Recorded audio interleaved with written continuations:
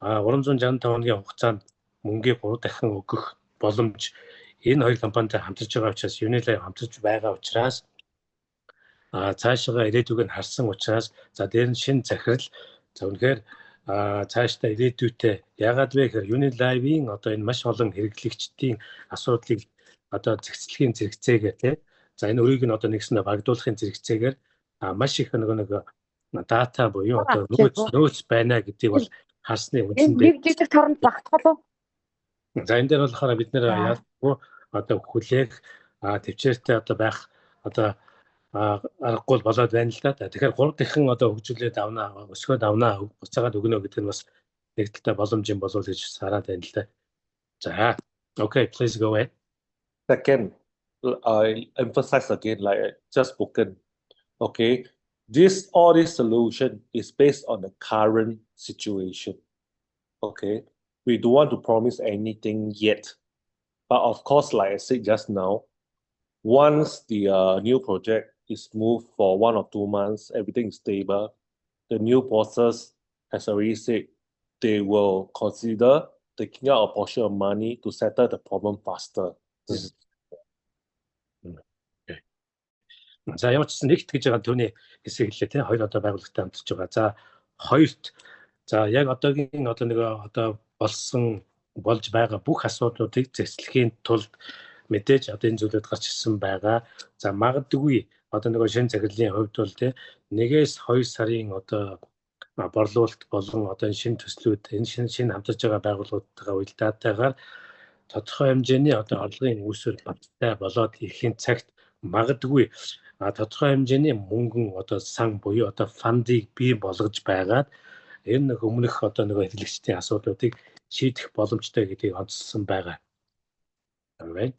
Of course, the new partners must understand they are also businessmen. Okay. In order to help us, they must get something in return. So far, they have seen that our overseas community is very big, so they see a lot of potential inside. But of course, if they want to help, they must see some results also. This is the point I want to emphasize. За тэгээд энэ бол тодруулах те яг бүр онцлох юм одоо зүйлүүдийн одоо те одоо сүүлийн хэсэг дөрөнд бас хэлсэн байгаа.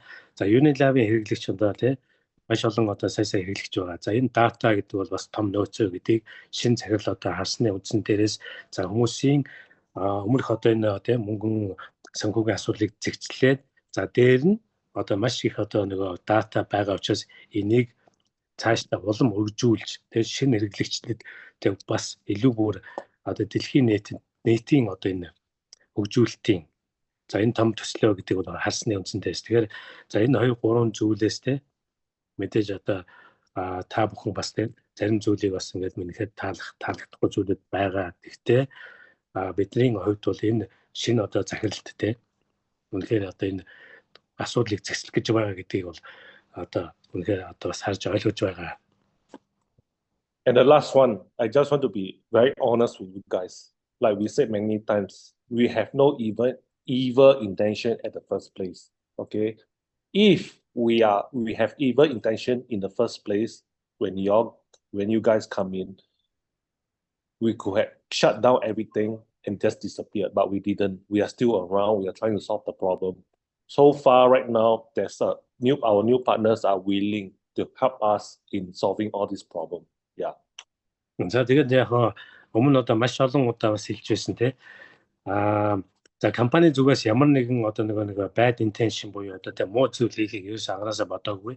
За өдийг хүртэл одоо бид ингээд байж байгаа бүх асуудлуудыг зэслэх гээд одоо ингээд шийдэх гээд ингээд явж байгаа гэдгийг дахин хэлье. Тэгэхээр хамтарч байгаа одоо энэ хоёр байгууллага те бидний бүх асуудлуудыг одоо шийдэх нь бол дамжиггүй байгаа. Тэгэхээр энэ дээр бол онцлон одоо хэлж байна. Биднэрт ямар нэгэн одоо муу зүйл хийх байсан бол бид нар тухайн үед нь хийгээд ингээд алга болоод өдийг хүртэл одоо ингээд байхгүй байх байсан гэдгийг бас дахин хэлье. Alright. Okay, like I just said, I know you guys are frustrated, and what I'm trying to tell you now, you might not want to hear. So at least, like I said just now, at least go and download the payment service, which is called BW's app. once you go and browse through all the QR codes, right, which is linked to the government for 8 countries, you understand what I'm trying to tell you. За тэгээд мэдээж нэг та бүхэн миний ярьж байгаа юм уу те одоо энэ танилцуулах байгаа зүйлийг одоо сонсохгүй сонсох дурггүй ч юм ойлгох одоо хүсэлгүй байж магадгүй гэхдээ түрүүний хэлсэн нэг компани байгаа шүү дээ PwC гэдэг. За энэ PwC-гийн одоо нэг аппликейшнийг одоо Google Play Store юм уу App Store-с татаж суулгаад зүгээр өнгөө татаж суулгаад дотор нь ороод ингээд судлаад үзээрэй. Ягаад тэгэхээр энэ PwC одоо government-тэй буюу одоо нэг тухайн улсын засгийн газрын тэгээ одоо нэг хуулийн дагуу бүх зүйл нь хийгддэг хийгдсэн учраас за та бүхэн маань боломжоор энэ аппликейшнийг татаж суулгаад ингээд сонирхоод үзээрэй. And this payment service, right, is not a new company. It's not just set up for the sake of setting up. It's around for 2 years, operating in 8 countries. They have already 1.8 million users, and their daily volume, trading volume, payment volume is about 20 to 30 million already, or even higher. За тэгээд энэ PwC гэдэг компани хувьд бол одоо шинэ компани биш ээ. 2 жилийн одоо нүүрээ үзээд явж байгаа компани. За одоогийн байдлаар 8 оронд үйл ажиллагаа явуулж байгаа буюу нийт 1.8 сая хэрэглэгчтэй болсон байна. За өдөр тутмын одоо гүйлгээнийх нь одоо шимтгэлийнх нь ашиг 20 саяас одоо 30 сая зүүнээс дээшгээ ингээд явагдаж байгаа. Yeah, it's a ready product, but it's not a perfect product. So there's still room for improvement. There's still room for growth. That's why they see our community as a good potential. That's why they are willing to help solve all these problems. Тэгэхээр энэ компани маань тэгээ 2 жилийн нүүр үзэж байгаа ч гэсэн бас хөгжүүлэлтэд давхар хийгээ явж байгаа. За мэдээж бас 100% одоо тий. За энэ компани 100% одоо юу гэдэг баталгаатай гэж бас хэлэх нь бас тэгээ мэдээж бас буруу байх.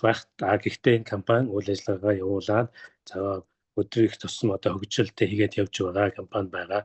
За түрүүнд хэлсэн байгаа. За Unilab-ийн хэрэглэгчид маш олон сая хэрэглэгч байгаа. За тэрний үүднээс одоо энэ компани хамтарч бас ингээд явж байгаа гэдэг нь бас онцлог байгаа. Okay. So anyway, I'll just unmute again. So if any questions, please ask one by one. За тэгээд бүгднийг нэг микрофоныг асаачлаа. Нэгээрээ боломжоор тэгээд асуух асуулт байвал ойлгомжтой юм байвал дахиад асуугаад явчихлаа. Хамгийн эхнийхийг нь асуу 365 хоногийн дараа 3 нугалж авах юм уу? Тийм жилийн хугацаатай одоо ямар нэгэн байдлаар шинээр хөрөнгө оруулалт хийхгүйгээр гэдэг нь одоо 7 сарын 1-ээс эх 7 сарын 1 хүртэл юм уу? Ерөөсө 365 хоногийн дараа гэдэг юм уу? Нэгэд ойлгомжгүй. За тэрийг тодруулчих. So the 365 days going to start from July 1st to once we launch the platform. I'm sorry. Early July. За ер нь бол 7 сарын ихээр жилийнх нь хугацаа эхлэх буюу 365 хоног одоо та болон одоо бусад хэрэглэгчд маань ямар нэгэн байдлаар хөрөнгө оруулалт хийхгүй, хадгаламж хийхгүй, ажиллахгүй зөвхөн хүлээгээд авъя гэвэл 3 дахин өсөж авах боломжтой. Үндсэн мөнгө болон үлдэгдэл мөнгө. Yeah, anyway, this PwC is actually a very, is something new in this world which is already working. So far, there is not only 4 companies in the world doing this kind of payment service, which is crypto to fiat payment. How do I mean by that is you can buy your wallet, your Web3 wallet, and pay any merchant using the country's currency. So, for example, I'm in Philippines. I can use my USDT to pay for Philippine peso. If I'm in maybe Vietnam, I can use my USDT to pay for Vietnam dong. It's as simple as that. So far, there's only 4 companies that's doing that, and PwC is the only company that has expanded into 8 countries and are working with 8 governments.